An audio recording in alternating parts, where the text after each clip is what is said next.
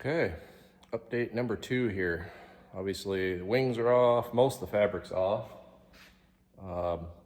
Everything looks good. Like I said, this thing was rebuilt in 2011, 12, something like that. So it's all been powder coated and fuselage is all still good. Really haven't found too much of anything.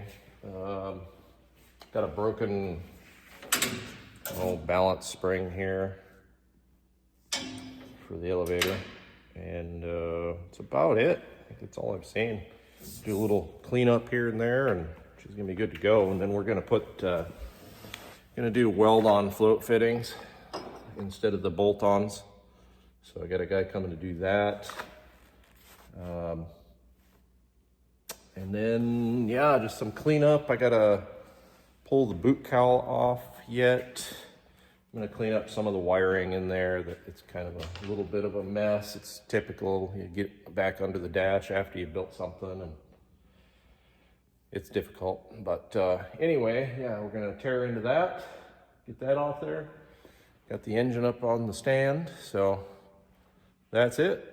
I'll keep doing updates as we go.